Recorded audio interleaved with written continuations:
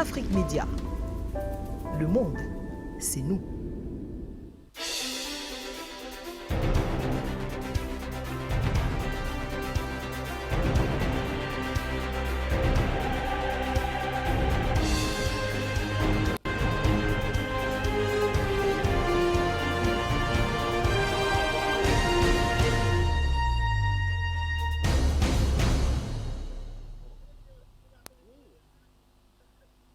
Mesdames, Messieurs, bonsoir. Vous êtes sur Afrique Média, la télévision panafricaine. C'est le journal africain, le sommaire. Au Burkina Faso, quelques heures seulement après les attaques mortelles de Gargadji, les Nations Unies et la CEDEAO ont violemment condamné ces attaques dont ont fait face le Burkina Faso. Nous en parlons tout au long de cette édition du journal africain avec notre invité Larba Israël Lompo qui répondra bien sûr à nos questions sur ce sujet. Et puis toujours dans le cadre de cette édition du journal africain en République centrafricaine, quelques mois après avoir accusé les forces armées centrafricaines et les instructeurs russes présents du côté, l'ONG américaine The Sentry, à cause de cette fois-ci une filiale du groupe Castel, d'avoir versé des pots de vin aux groupes armés, précisément ceux de l'UPC d'Ali Darassa, contre les défaveurs du côté de la République centrafricaine. Et puis du côté du Mali, quelques mois après les attaques perpétrées par les terroristes du côté du Burkina Faso, du Niger et du Tchad, c'est au tour du Mali de faire face à cette recrudescence des attaques terroristes du côté du Sahel. Les forces armées maliennes ont payé le lourd tribut en ce qui concerne cette recrudescence d'attaques terroristes du côté du Mali. Nous en parlons donc de toutes ces informations avec vous et nos invités dans le cadre de cette édition du Journal africain. On prendra bien sûr par la suite la route de l'Algérie où les relations se tendent vraisemblablement entre Alger et Rabat. Alger accuse Rabat d'être l'auteur ou l'instigateur des incendies meurtriers qui ont ravagé la région de Kabylie. Nous retrouvons notre correspondant de ce côté-là, Gamal Abina, pour parler de cette actualité concernant l'Algérie. Nous parlons donc de toutes ces informations avec vous et nos invités dans cette nouvelle édition du Journal africain.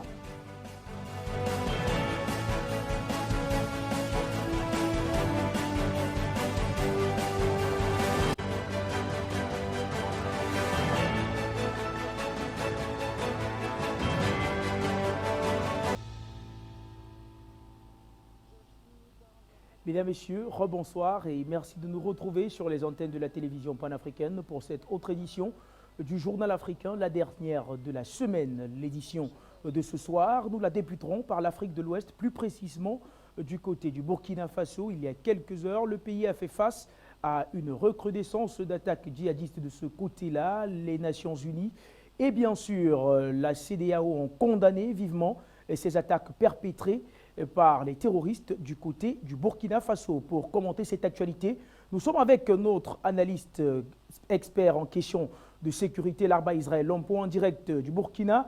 Bonsoir à vous, Larba Israël Lompo. Merci d'avoir accepté une fois de plus l'invitation de la télévision panafricaine. Eh bien, on reparle une fois de plus de cette recrudescence d'attaques djihadistes dans le Sahel en général et au Burkina Faso en particulier. Oui, bonsoir, M. Junior. Bonsoir aux téléspectateurs. Effectivement, ces 2 jours encore, il y a eu une attaque terrible sur l'axe Gorgodji-Djibo-Arbinda qui a coûté la mort de plusieurs soldats et civils donc, du côté burkinabé qui ont riposté aussi et qui ont tué 80 terroristes, près de 80 terroristes. Donc, dans la zone. Alors, le véritable problème qu'il faut se poser ici, c'est de comprendre comment 500 soldats et 500 terroristes vont se déplacer sur un rayon de 30 km avec des motos pour mettre en embuscade une armée nationale, une colonne d'armée nationale. Alors là, le véritable problème se pose à ce niveau-là. Il y a un véritable problème de renseignement. C'est-à-dire que là, le renseignement est inefficace. Le deuxième problème, c'est que les terroristes ont des informations, sont plus informés que l'armée nationale par rapport à leurs déplacements. Ça veut dire qu'il y a une infiltration au sein de l'armée burkinabé et qui permet aux terroristes d'être au courant de tous les mouvements et tous les déplacements donc, des forces de défense et de sécurité. Donc c'est une attaque de trop qu'il faut véritablement penser sur non seulement le plan organisationnel des opérations, mais aussi au niveau des services de renseignement et au niveau de la surveillance aérienne donc, du territoire. Parce qu'on ne peut pas comprendre que 500 terroristes puissent prendre en embuscade une colonne d'une armée nationale sur un axe d'un rayon de 30 km à peine de la ville d'Arbinda. C'est inadmissible. C'est inadmissible. Mais aussi, il faut constater que toutes ces attaques-là qui se passent, ça se passe dans le même rayon, que ce soit du côté du Mali, du côté du Niger ou du côté du Burkina, c'est dans la zone des 3 frontières que ces attaques-là se passent. Et c'est cette zone-là, comme nous l'avons toujours répété, cette zone est occupée par la MINUSMA, par la force Takuba qui est là, et on ne sait pas, parce que les terroristes quittent toujours de cette zone-là pour venir attaquer dans les villes du côté du Mali, du côté du Burkina, du côté du Niger. Donc il faut véritablement qu'il y ait d'abord une définition du rôle de ces armées-là sur place, et ensuite qu'on puisse, au niveau des armées nationales, qu'on puisse quand même nous dire comment fonctionnent les services de renseignement, où se trouve le mal, pour que des terroristes puissent se pavaner dans le désert avec 500 motos sur 500 motos pour venir attaquer des armées nationales. C'est des choses inadmissibles, on ne peut plus continuer, et je pense qu'il faut poser le problème sur la table et discuter clairement avec les partenaires internationaux qui sont sur place et qui ont tous les appareils de détection de mouvement et qui contrôlent toute la zone où les terroristes quittent pour venir attaquer nos pays et puis repartir tranquillement se casser. Eh bien, Larba Israël Lampo, comment véritablement et définitivement sortir de cette spirale? Je parle de spirale parce que le mécanisme habituel, il est connu. Il y a des attaques qui sont perpétrées contre les militaires ou les civils. Des militaires et des civils sont parfois tués. Les organisations internationales condamnent les assassinats. Et puis, le président de la République, Roch Christian Kaboré, décrète un deuil national. Et par la suite, le même cycle se reproduit. Comment véritablement sortir de cette spirale de violence? La solution, elle peut venir de la coordination d'une nouvelle force des 3 pays, c'est-à-dire le Mali, le Niger et le Burkina, en excluant donc les forces étrangères sur le fonctionnement de ces forces-là. Parce que ce qui a paralysé le G5 Sahel, c'est que le G5 Sahel, à sa création, s'est laissé emporter par la France qui est venue s'intégrer dedans.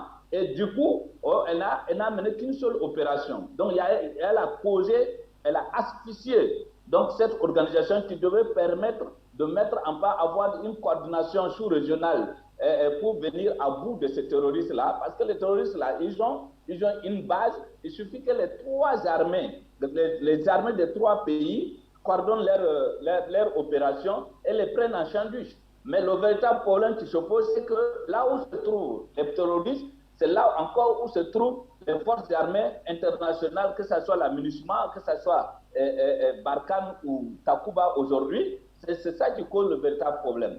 La deuxième solution qu'il faut, c'est qu'il faut au niveau des armées nationales, que ce soit au niveau du Burkina, au niveau du Mali ou au niveau du Niger, il faut s'asseoir, mettre les dossiers sur la table et que les différents chefs d'état-major, les différents chefs de corps opérationnels qui ont duré dans la gestion de cette crise et qui ont tendance à transformer cette crise de sécurité en un business personnel, qu'on puisse mettre la main sur la table, les dossiers sur la table, les écarter s'il le faut pour appeler d'autres jeunes et qu'on ait un programme de changement circulaire qui permet aux gens de ne pas trop durer dans la gestion donc, des armées.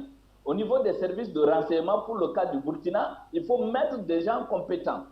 Voilà, il faut mettre des gens compétents, excusez-moi, il faut l'avouer, on ne peut pas prendre quelqu'un qui a fait 12 ans assis comme aide de camp derrière un président de l'Assemblée, le mettre à la tête des services de renseignement et s'attendre à des résultats probants. Donc, je pense qu'à ce niveau aussi, il faut qu'on réfléchisse au niveau des services de renseignement, au niveau de la surveillance aérienne du territoire, que ce soit du côté Mali, Niger ou Burkina, qu'on puisse coordonner, avoir un noyau central qui va coordonner, qui va mener les opérations dans ces trois frontières-là pour pouvoir gérer les choses sans compter sur les forces étrangères. Parce que les forces étrangères, en réalité, ne sont pas là pour la sécurisation totale du territoire, mais plutôt pour contenir et permettre à la crise de perdurer pour qu'ils puissent rester aussi longtemps au Sahel comme ils le désirent. Eh bien, là-bas, Israël, on va sortir peut-être avec cette dernière question. Comment est-ce donc possible de mettre en place cette nouvelle force dont vous parlez quand on sait que du côté du Niger, la France est encore solidement ancrée de ce côté-là? Le président Mohamed Bazoum a d'ailleurs assisté au dernier sommet du G5 Sahel du côté de Paris, aux côtés du président français Emmanuel Macron. Comment la mise en place de cette force, cette nouvelle force pour sécuriser le Sahel peut se faire avec des pays qui sont encore grandement inféodés à la France? Oui, je pense que la force du G5 Sahel, elle est carrément détruite par la France. Elle est inopérationnelle. Et ce qu'il faut faire, c'est peut-être ressusciter le COMOG, qui est la force de la CEDEAO, la force d'intervention de la CEDEAO, pour permettre donc effectivement de donner un nouveau souffle aux armées nationales. Ou encore que les trois pays, même si on ne peut pas, à l'heure actuelle, c'est difficile de former une autre force sous-régionale, qu'ils puissent au moins coordonner les opérations, comme le Burkina l'avait fait avec le Mali, avec le Niger, qui avait permis de neutraliser un grand nombre de terroristes donc, après l'attaque de Solane. Donc il faut que le Mali, le Niger, le Burkina puissent coordonner des opérations, même si ce sont des opérations ponctuelles, en attendant que l'ECOMOG, la force au Niger et la force de la CEDEAO puissent se mettre en place et prendre le relais, qu'ils puissent coordonner les opérations et mener des ratissages ensemble. On ne peut pas dire au Burkina de mener son ratissage pendant que le Mali est en train d'observer ou le Niger est en train d'observer. Du coup, les terroristes vont aller se réfugier au Mali. Quand le Burkina atteint à sa frontière, il replie et les terroristes reviennent. Donc, il faut qu'il y ait une coordination donc, des opérations de ratissage dans ces trois zones, la zone des trois frontières, pour permettre de venir à bout de ces terroristes. Il est vrai qu'avec cette aliénation que nos chefs d'État, cette soumission de nos chefs d'État à la France cause véritablement un problème quand nous voyons ce que Bazoum est parti faire au Niger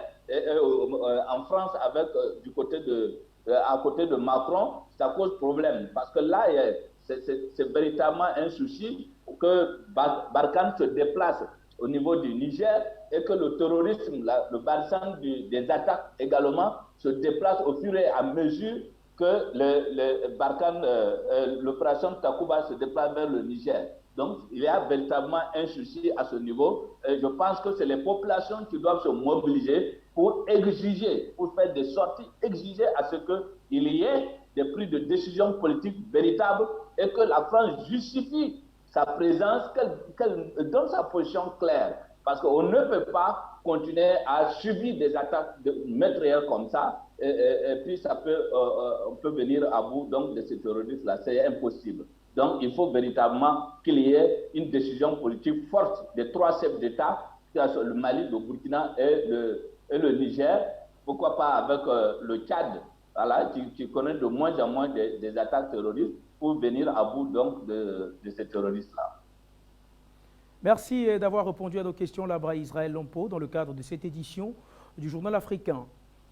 Prenons à présent la direction du Mali pour parler de la même actualité. L'armée malienne a donc été victime d'attaques terroristes. 15 soldats maliens ont été tués dans une embuscade attribuée à des groupes armés près de Douentza, dans le centre du pays. Dans son communiqué, l'armée malienne a indiqué qu'un convoi était tombé dans une embuscade. Il a été visé par une voiture piégée avant d'être mitraillé. L'armée a riposté, mais a perdu plusieurs de ses éléments. Le nouveau bilan provisoire de l'embuscade terroriste est monté à 15 morts, dont 13 gendarmes et 2 éléments de l'armée de terre et 34 blessés, dont 10 graves, a annoncé par la suite une source militaire qui a revu à la hausse le premier bilan, faisant état de 10 victimes depuis 2012 et le déclenchement de rébellions indépendantistes et djihadistes dans le nord, le Mali en particulier et le Sahel en général sont régulièrement la cible d'attaques perpétrées par les groupes islamistes. Prenons la direction de Bamako pour y retrouver Amina Fofana, surnommée la Dame de Fer de Bamako, pour commenter cette actualité malienne. Eh bien, bonsoir Amina Fofana, merci d'avoir accepté notre invitation. Quelques semaines seulement après le Niger, après le Burkina Faso, après le Tchad récemment, c'est au tour du Mali de subir la recrudescence des attaques djihadistes au Sahel. Je vous salue également, je salue Afrique Média et tous mes copanélistes, tous ceux qui nous suivent en ce moment.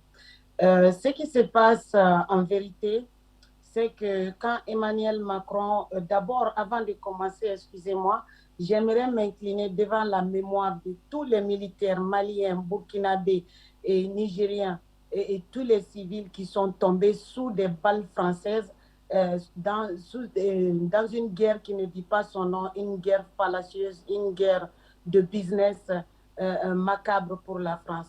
Que leur âme repose en paix. Donc, je disais bien que le problème de la France, c'est son arrogance. Voilà. Quand le président patriote, Assimi Goïta, a demandé, ou quand Macron lui-même avait commencé sa folie habituelle, avait dit suspendre ses coopérations avec nos FAMA. Quand Macron avait suspendu ses coopérations, mais nos FAMA étaient en train de gagner du terrain. Et ça a été prouvé partout.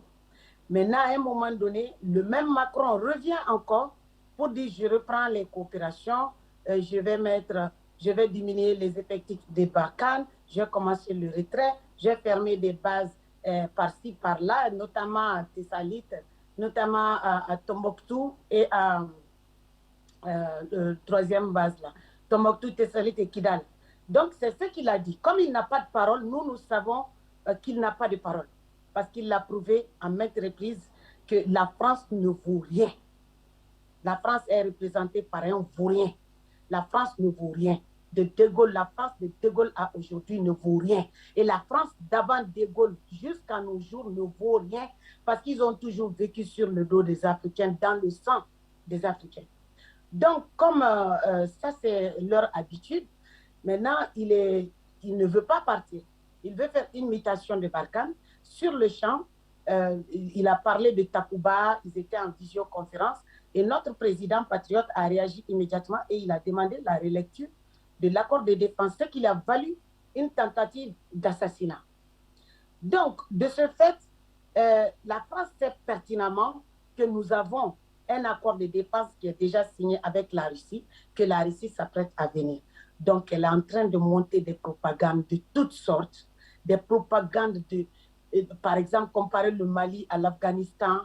Or, ce sont eux les terroristes ici. Les Américains étaient les terroristes là-bas avec eux encore toujours. Mais c'est la France qui est terroriste ici. C'est ça la différence avec l'Afghanistan.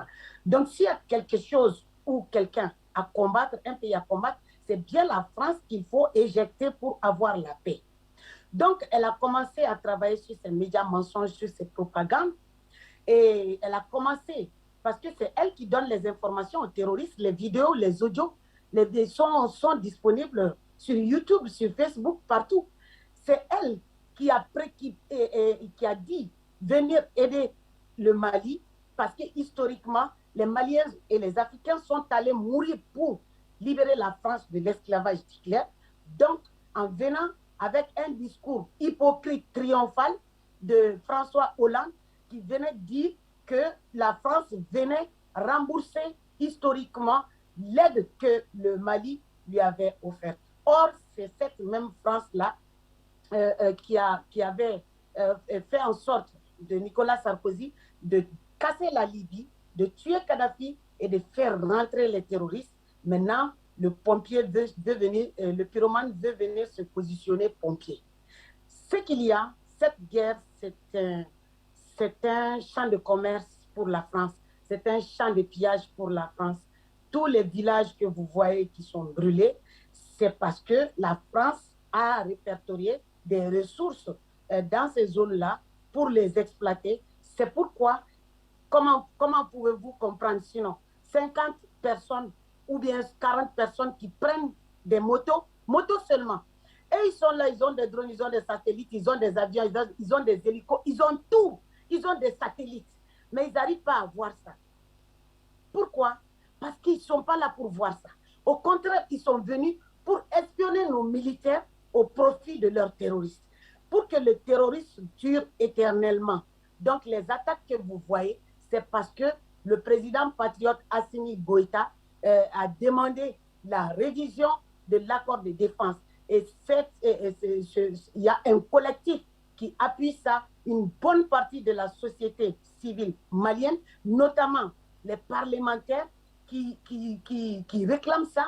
Moi-même, j'en fais partie et je salue tous les parlementaires qui se sont mis ensemble pour aider le président dans cette démarche. Je vous explique seulement que les attaques que vous voyez, c'est parce que la France s'apprête véritablement à plier bagage. C'est tout. Amina Fofana, à vous entendre, est-ce à dire que vous partagez le point de vue de ces Maliens-là qui pensent que ces attaques terroristes sont organisées et orchestrées par la France pour justement justifier sa présence dans votre pays? Exactement, parce que c'est la France qui est à l'origine de l'envahissement du Mali. C'est ce que j'expliquais tout à l'heure, que lorsque Joe Biden était vice-président, Barack Obama était président.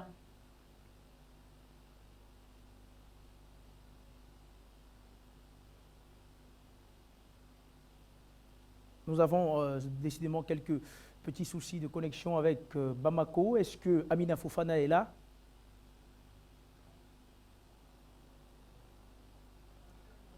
On va sortir de cette actualité malienne pour prendre la direction du Sénégal. Le pays est engagé dans un processus de révision de ses listes électorales. De ce fait, le directeur de la Commission électorale nationale autonome, en abrégé Sénat, a effectué ce vendredi une tournée d'inspection auprès des commissions administratives des départements de Dakar, Pikine et Keur-Mansar afin d'évaluer l'avancée de ce processus qui continue de faire polémique au sein de la classe politique. Inscription de nouveaux électeurs, prise en charge des changements de circonscription, radiation des votants décédés.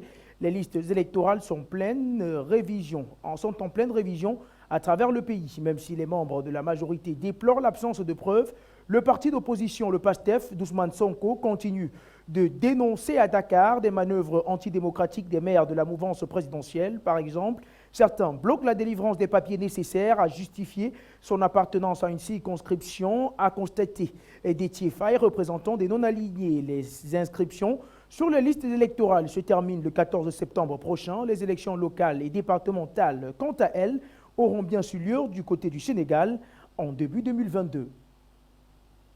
Nous sommes avec Abdoulaye Mbo pour commenter cette actualité sénégalaise. Eh bien, bonsoir à vous, cher ami Abdoulaye Mbo. Merci d'avoir accepté notre invitation. On reparle de cette politique du côté du Sénégal en ce qui concerne vraisemblablement la révision des listes électorales à 6 mois des élections locales de votre pays et quelques années avant l'élection présidentielle. Les couteaux sont déjà sortis entre l'opposition et le parti au pouvoir. À vous et heureux de vous retrouver sur le plateau de la chaîne panafricaniste. Et comme vous l'avez dit, effectivement, nous sommes en pleine révision et concernant les listes électorales en direction des élections locales et départementales de janvier 2022. Et justement, ces révisions concernent la frange la plus importante par rapport à l'électorat. Et il s'agit justement des primo-votants qui sont en tout cas estimés à plus d'1 million à travers le pays. Aujourd'hui, plus que jamais, il y a déjà des velléités de fraude, justement, émanant, en tout cas pour d'aucuns du camp du pouvoir, compte tenu justement des nombreuses difficultés aujourd'hui qui frappent justement cette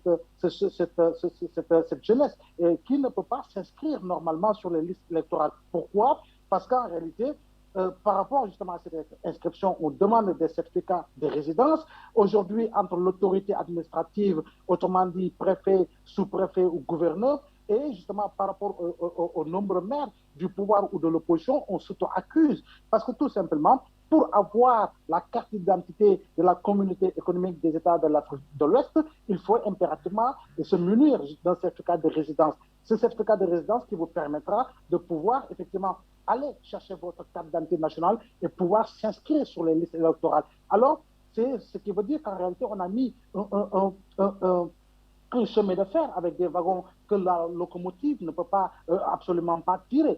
Donc, aujourd'hui, plus que jamais, qui bloque, qui ne bloque pas? C'est vrai que la Sénat a fait une tournée aujourd'hui, mais cette Sénat, aujourd'hui, quoi qu'on puisse dire, ne joue pas pleinement son rôle. Autrement, la Commission électorale nationale autonome au Sénégal ne joue pas pleinement son rôle. Et d'ores et déjà, le président qui est à la tête, justement, doit quitter normalement parce que son mandat est arrivé à terme depuis plusieurs mois. Aujourd'hui, on devrait pouvoir nommer un autre président justement de cette Sénat au Sénégal et véritablement aller dans le sens d'une bonne organisation des élections, ce qui n'est pas le cas. Aujourd'hui, le pouvoir accuse l'opposition accuse le pouvoir. Je crois bien que dans ces conditions, on ne peut pas du tout organiser d'élections. Et plus grave encore, ce sont des personnalités du même camp, autrement dit appartenant au camp du pouvoir, qui aujourd'hui s'accusent mutuellement, en tout cas de velléité et de fraude, pour ne pas dire de transfert d'électeurs, surtout en ce qui concerne les primo-votants, ce qui est totalement désolant. Eh bien, Abdoulaye Mbow, est-ce qu'on peut dire que les prémices de cette bataille annoncent déjà les couleurs de ce que sera la présidentielle à venir du côté du Sénégal? Vous savez, ces élections locales sont d'une importance capitale. Parce que si on se rappelle un tout petit peu, en 2009, l'opposition sous le magistère du président Abdoulaye Wade avait pratiquement gagné toutes les grandes villes du Sénégal. Et en 2012, Abdoulaye Wade est tombé.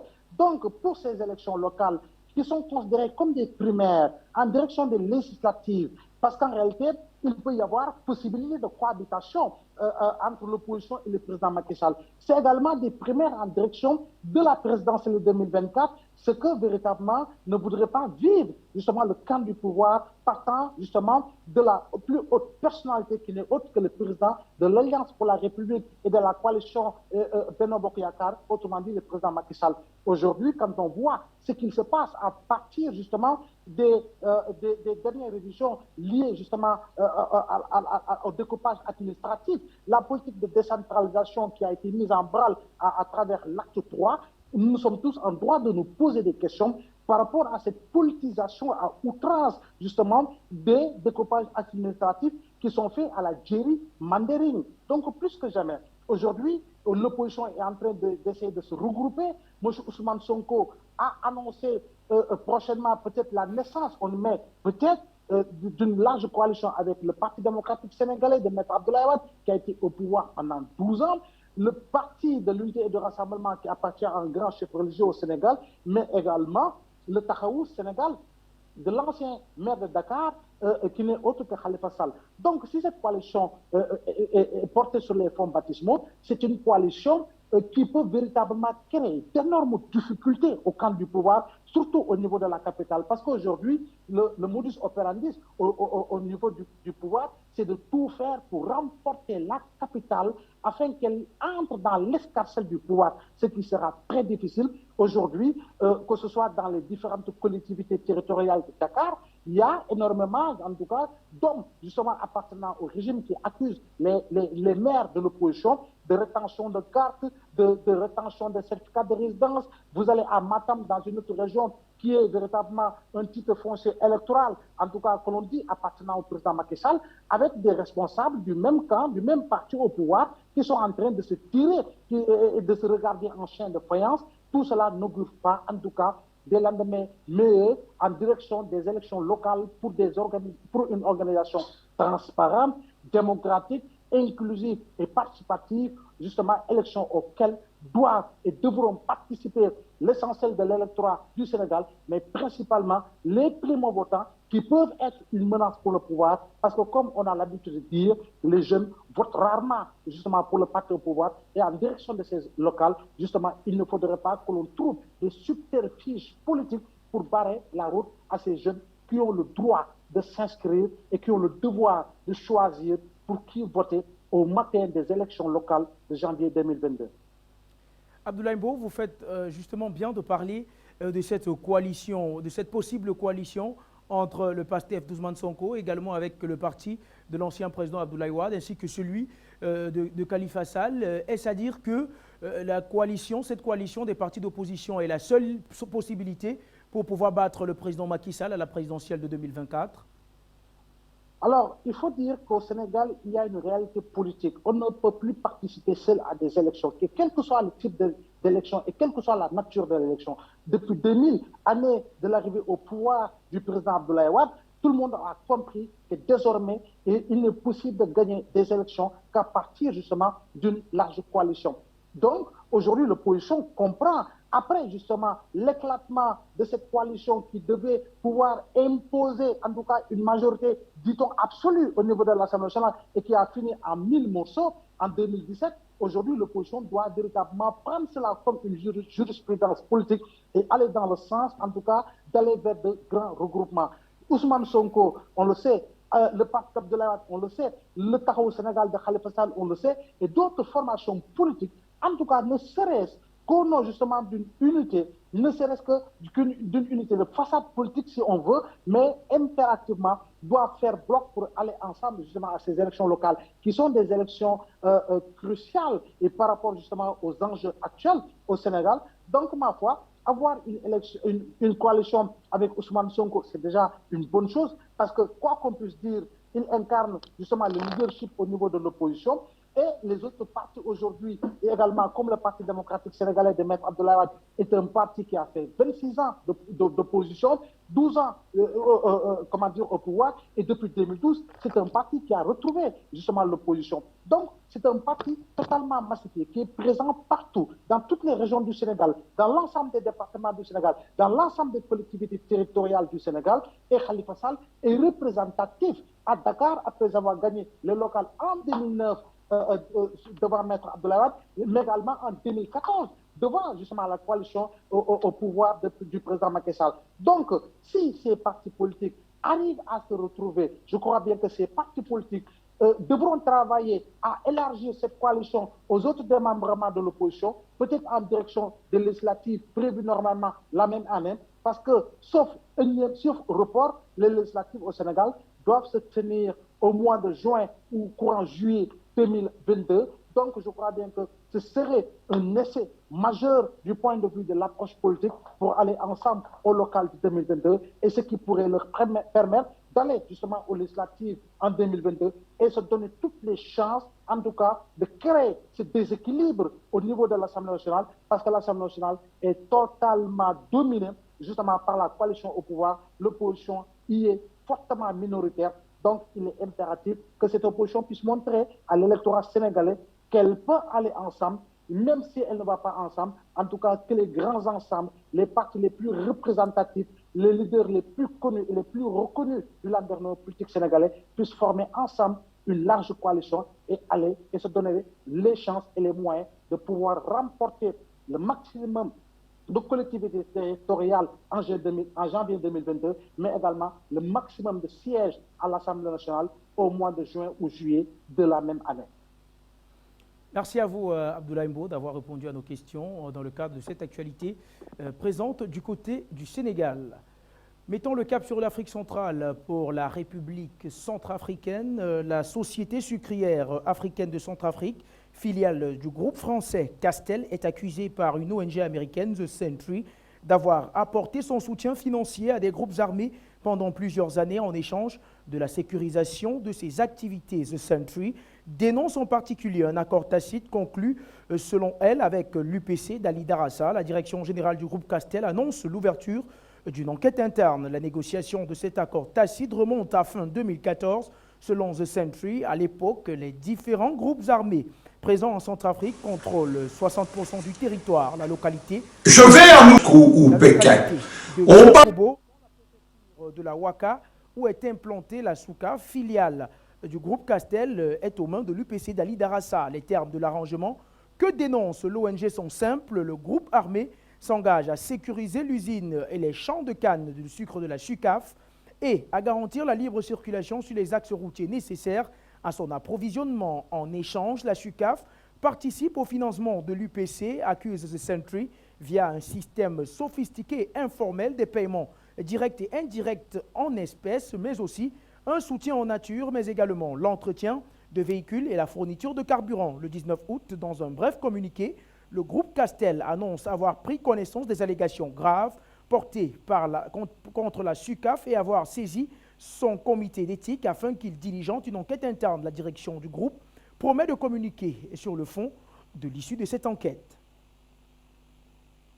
Nous sommes avec notre géopoliticien Luc Michel qui est en direct de Bruxelles pour parler de cette actualité centrafricaine. Bonsoir Luc Michel, merci de nous avoir rejoints pour cette édition du Journal africain. Eh bien, l'ONG américaine The Sentry fait encore parler d'elle il y a quelques mois seulement. Elle accusait l'armée centrafricaine et les instructeurs russes d'avoir perpétré des bavures sur les civils du côté du nord de la République centrafricaine. Cette fois-ci, l'ONG américaine accuse une filiale du groupe Castel, bien sûr, une filiale française. On sait, la France est grandement impliquée dans de nombreuses exactions du côté de la République centrafricaine. Selon le gouvernement centrafricain, une partie de la population, l'ONG américaine, alliée de la France d'hier, ennemie aujourd'hui.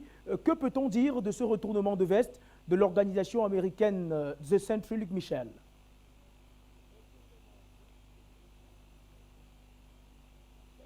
Non. En réalité, De Sentry a quasiment une activité unique. Actuellement, c'est de poursuivre et de déstabiliser Touadéra. Elle a fait la même chose en 2017-2018 contre Kabila. Elle a fait la même chose contre Omar el-Béchir en 2018-2019. Que vise De Sentry? De Sentry a été mise en cause notamment par Afrique Media et moi-même. Nous avons révélé qu'elle était en fait une ONG appartenant au réseau de Georges Soros et que les rapports qu'elle fournissait sur la Centrafrique, c'était des rapports bidonnés. En attaquant les groupes rebelles, elle vise à se crédibiliser et à préparer ses prochains rapports contre Touadéra. Elle dira, vous voyez, nous attaquons des deux côtés. La deuxième chose, c'est de continuer à vendre un scénario médiatique des Occidentaux. C'est que la Centrafrique, c'est un pays en guerre civile, profondément déstabilisé, et donc de continuer à maintenir les deux embargos, l'embargo sur les diamants et l'embargo sur les armes, et de maintenir la présence de la MONUSCA, dont les Centrafricains ne veulent plus. Il faut quand même dire quelque chose, c'est qu'à côté de cela, il y a une réalité, c'est que les multinationales, qu'elles soient françaises ou américaines, elles ont l'habitude de collaborer avec les groupes rebelles, les sécessionnistes ou les terroristes. On rappellera la sécession du Biafra en 1967, entièrement organisée par Jacques Foccart et la multinationale du pétrole française, elle, aujourd'hui Total. Mais on rappellera un cas plus récent, c'est la grande firme multinationale française, Lafargue des BTP. Lafargue a financé pendant des années Daesh en Syrie, de façon à avoir la protection de ces usines et de ces cimenteries. Et la direction de Lafargue, elle est poursuivie par le parquet français pour des faits de terrorisme pour ce fait.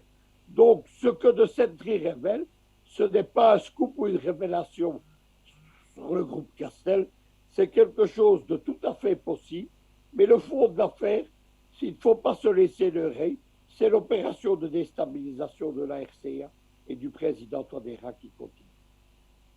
Eh bien, Luc Michel, vous faites bien justement de rappeler le cas de Lafarge impliqué dans le financement de Daesh du côté de la Syrie. Eh bien, Luc Michel, on le sait, les Américains et Français ont toujours été alliés, que ce soit en Afrique ou du côté de l'Asie. En ce qui concerne les campagnes de déstabilisation, eh bien, est-ce que les révélations faites par l'ONG The Sentry, au lieu de servir les intérêts de Paris, ne contribuent pas à amplifier le sentiment anti-français qui est de plus en plus présent non seulement en République centrafricaine, mais également dans la quasi-totalité des anciennes colonies françaises? L'Occident au niveau militaire, il est vertébré sur un axe Washington-Paris. Mais les Français, ce sont les cocus de l'histoire, excusez-moi du terme. C'est comme le mari qui est trompé dans un mariage. Les Français, ils servent militairement les Américains en Afrique, mais ils sont le principal concurrent économique. Et l'un des buts des Américains, c'est d'éjecter les Français d'une partie de leur position économique. Actuellement, les Américains sont en train d'américaniser la guerre du Sahel et ils visent aussi la Centrafrique. Dans cette opération qui vise à établir les États-Unis et l'OTAN du Maroc jusqu'au Mozambique, on est en train de relocaliser les Français au Mozambique et en mer Rouge. Mais au Mozambique précisément, Il y a la multinationale française Total qui est en concurrence pour les champs de pétrole gazier du Mozambique avec ExxonMobil. Donc il ne faut pas se faire d'illusions. Les réseaux de Georges Soros, dont De Century est l'un des plus beaux fleurons, rappelons qu'elle est dirigée par l'acteur d'Hollywood George Clooney, qui est l'adjoint de Georges Soros à Hollywood, et par sa femme Amal Ouledine, la nièce de Ziad Takedine, qui est une avocate internationale. Le but de Soros depuis des années, c'est de s'en prendre aux intérêts économiques français. Par exemple, Soros est derrière tous les procès contre Bolloré au Cameroun et dans d'autres pays. Il n'est pas étonnant de les voir nuire aux intérêts français en Centrafrique. Maintenant que ça contribue à développer le sentiment anti-français, précisément, ça sert les intérêts américains. Ça justifie leur redéploiement militaire, ça justifie leur arrivée. Les Américains ont un projet ambitieux, donc c'est se déployer militairement du Maroc jusqu'au Mozambique. C'est dans ce cadre qu'interviennent la 5e colonne africaine, c'est-à-dire des gens comme Tshisekedi, qui appellent les armées américaines au secours. Mais il faut aussi rappeler que le déploiement américain, il s'appuie sur un plan de création de 35 bases militaires entre 2021 et 2025, qui sont principalement en Afrique centrale et dans la côte de l'Afrique. Moi, je prends une comparaison. Barkhane et les Français, c'était un rat gourmand. Mais les Américains, c'est un lion affamé. C'est ça qu'il faut comprendre. Ce sont des gens, ils le démontrent, nous allons en parler bientôt de l'Afghanistan. Ce sont des gens qui ont des plans géopolitiques machiavéliques et vicieux. Les Français, ce sont des gens qui ont des plans grossiers, arrogants. Mais les Américains, ils ont une ingérie machiavélique, y compris à propos de leurs alliés militaires qui sont leurs concurrents économiques. Merci Luc Michel, merci de nous avoir apporté vos précisions dans ce dossier centrafricain. Quittons à présent la République centrafricaine pour prendre la direction de l'Algérie en proie à des feux de forêt. Alger accuse Rabat d'être impliqué dans ces incendies meurtriers qui ont ravagé le nord du pays et causé la mort de plus de 90 personnes. Une accusation qui est de nature à amplifier les tensions entre les deux pays aux relations compliquées depuis plusieurs décennies. Suite à ces accusations, Alger a annoncé le mercredi 18 août la réévaluation de ses relations avec Rabat. L'Algérie dénonce des actes hostiles incessants perpétrés par le Maroc. Les accusations d'Alger envers Rabat ne font que clore une série de nouveaux incidents fâcheux entre les deux pays depuis l'année dernière. Nous sommes avec Gamal Abina pour commenter cette actualité algérienne. Bonsoir à vous, Gamal Abina. Merci d'avoir accepté une fois de plus l'invitation de la télévision panafricaine. Alors qu'on croyait les relations au beau fixe entre Alger et Rabat, elles viennent de se tendre avec ces accusations portées par Alger contre Rabat. Alger accuse Rabat d'être impliqué dans les feux de forêt qui ont ravagé la Kabylie. Clair et précis par rapport à ces relations, elles n'ont jamais été au beau fixe. Il y a toujours eu des hauts et des bas, des accalmies, mais en aucun cas un apaisement de la tension entre les deux pays.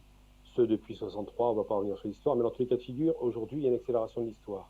On se rend compte que, et là je vais élargir le sujet par rapport à ce qui s'est passé dans le Moyen-Orient, il y a une stratégie qui avait été appliquée par les Américains, c'est la stratégie de Brzezinski, qui consistait à créer un axe du mal, Bush a utilisé le terme par la suite, un axe du mal anti-chiite. Alors en substance, à l'époque, l'ancien roi de Jordanie avait parlé d'un arc, d'un croissant chiite, pour être très précis, et ils ont créé cette espèce de mythe comme ça, d'un chiisme conquérant, qui voudrait s'emparer de la région. Pourquoi j'en parle? Parce qu'aujourd'hui, la même stratégie est mise en branle, cette fois-ci en Afrique du Nord, dans des conditions assez ridicules d'ailleurs, puisqu'il y a très peu de chiites en Afrique du Nord.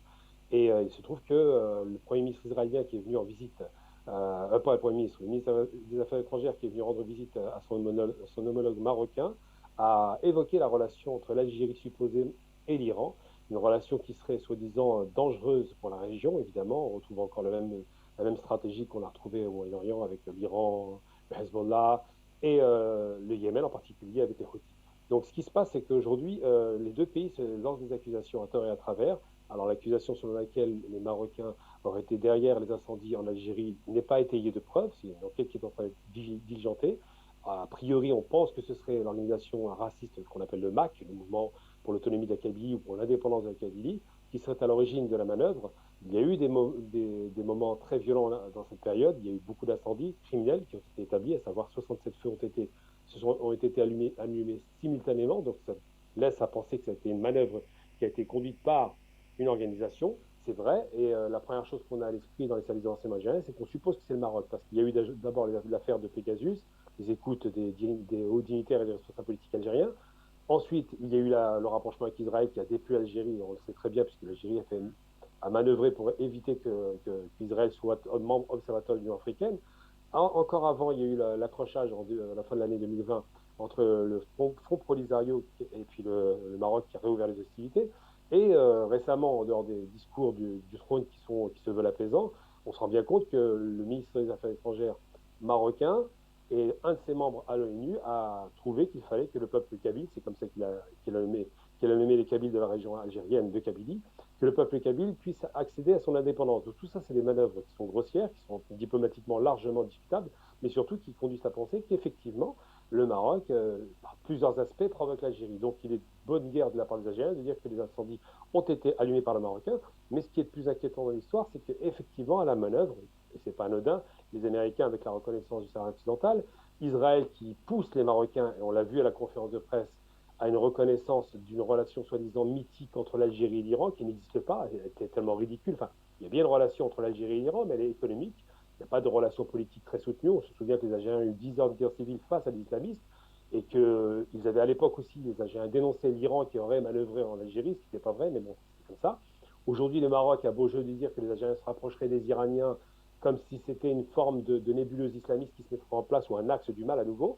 Donc on se rend bien compte qu'il y a une manœuvre politique à la Brzezinski, mais surtout on se rend bien compte du ridicule de l'accusation. Il faut savoir que le Maroc a des problèmes avec l'Iran depuis longtemps. Et déjà l'affaire du prosélytisme entre 2009 et 2014 où on soupçonnait les Iraniens de vouloir convertir les Marocains au chiisme, ce qui est ridicule aussi. Ensuite, il y a eu l'affaire récemment, il y a encore 2 ans, d'une rupture diplomatique totale entre le Maroc et l'Iran à nouveau, parce que les Marocains ont supposé, avec des accusations lancées sans preuve évidemment, ou des preuves qui ont été fabriquées, que l'Iran, via le Hezbollah, aurait financé les Sahraouis par rapport à leur revendication indépendantiste. Bref, dans tous les cas de figure, on veut vous faire croire maintenant qu'il y a un axe Alger-Téhéran qui se serait constitué contre le Maroc, et que pour contrer cet axe Alger-Téhéran, comme on l'a retrouvé d'ailleurs au Moyen-Orient avec l'Arabie qui se rapproche d'Israël, ou toutes les pétromonarchies qui font un pas vers Israël par peur de l'Iran, eh bien cette stratégie est appliquée aussi en Afrique du Nord. On veut s'en croire aux Marocains, que les Algériens se rapprochent des Iraniens et qu'il y aurait un danger sur leurs épaules. Et pour être très simple, l'Algérie a une tradition diplomatique très ancienne. Il faut se rappeler qu'en 1975, elle a obtenu le cessez-le-feu et la fin de la guerre entre l'Iran et l'Irak, l'Iran qui était l'Iran du Shah d'Iran à l'époque. Il faut se rappeler que le Shah d'Iran, du moins sa famille, s'est réfugié au Maroc. Donc il y a effectivement un vrai contentieux historique entre la famille royale marocaine et l'Iran. Mais surtout, il faut se souvenir que le redécoupage de la région voudrait faire penser que l'Algérie pencherait du côté chiite, ce qui est vraiment ridicule, puisque l'Algérie est un pays sunnite, et qui s'est battu contre l'islamisme, donc qui n'est pas très favorable. Mais l'Algérie se rapproche aussi de la Turquie pour des raisons économiques, surtout l'Algérie se rapproche des Émirats arabes unis, du Qatar. Bref, l'Algérie se rapproche de tous ses intérêts possibles et d'investisseurs potentiels dans le pays qui existe réellement.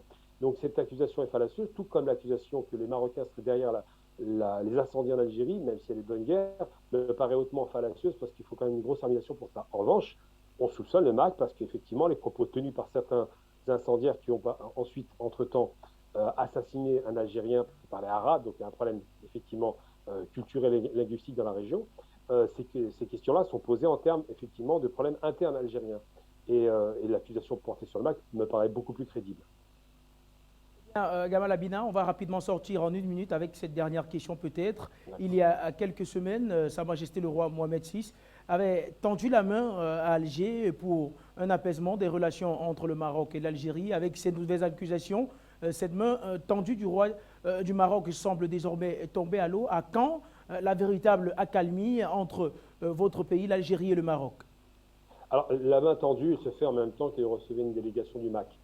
Que son ministre des Affaires étrangères parle du MAC comme des Kabyles comme d'un peuple qui doit être indépendant. Donc c'est vrai qu'il y a un double discours un peu étrange là-dessus. Je pense qu'on sortira de ce problème le jour où effectivement les Algériens, via le Front Polisario, donc, discuteront directement avec le Maroc d'un modus vivendi, à savoir sortir de cette guerre froide, parce que c'est une guerre froide qui s'est installée entre les deux pays, sur la question du Sahara occidental. Ça, c'est la première chose. La deuxième chose qui va poser problème aux Algériens, c'est la relation israélo-marocaine, qui est une relation qui s'est faite de façon très hasardeuse, hein, même si on s'y attendait depuis longtemps, et ce sera toujours un vrai problème pour l'Algérie. Mais c'est vrai que s'ils discutent déjà s'ils règlent la question du Sahara occidental, s'ils se mettent d'accord pour relancer l'union du Maghreb arabe, qui serait une porte de sortie honorable, à ce moment-là, il y aura sans doute peut-être un réchauffement diplomatique et économique, parce que c'est nécessaire que les deux pays se rapprochent. Ils se tournent le dos, alors c'est quand même deux grandes puissances économiques, la quatrième et la cinquième puissance économique africaine, c'est pas anodin. Donc il ne serait pas inintéressant que les Marocains et les Algériens se mettent d'accord enfin sur le terrain politique pour pouvoir enfin développer quelque chose sur un plan économique. Merci d'avoir répondu à nos questions. Gamal Abina, je rappelle, vous êtes expert en question du Maghreb. Nous sortirons de cette édition du journal africain par l'Éthiopie. Le Premier ministre éthiopien Abiy Ahmed était donc en visite de travail le 18 août 2021 du côté de la Turquie, où il a été reçu par le président turc Recep Tayyip Erdogan. Si cette actualité coïncide avec le 125e anniversaire des relations diplomatiques entre les deux pays, elle intervient également dans un contexte où la guerre civile continue dans le Tigré avec les séparatistes du TPLF et suscite des débats et critiques à l'international. Au cours de cette visite de travail, 3 accords concernant la coopération dans le domaine de l'eau, l'assistance financière et la coopération financière militaire et un accord cadre militaire ont été signés au terme de la rencontre. Les accords que nous avons signés constituent un renforcement de nos relations. J'apprécie le soutien de la Turquie dans le développement continu de la stabilité de l'Éthiopie, a déclaré le Premier ministre Abiy Ahmed. Dans le même temps, le pouvoir d'Ahmed est toujours en querelle avec ses voisins du Soudan et de l'Égypte à propos du grand barrage de la Renaissance éthiopienne qui est presque achevé. De son côté, la Turquie d'Erdogan, qui possède un statut d'observateur auprès de l'Union africaine, travaille ces dernières années à renforcer ses relations avec les pays africains ainsi que son influence sur le continent. C'est pourquoi, par exemple, face aux tensions liées au grand barrage éthiopien de la Renaissance, certains commentateurs du côté d'Ankara proposent que la Turquie serve de médiateur entre l'Égypte et l'Éthiopie et en profite pour apaiser ses propres relations avec le Caire.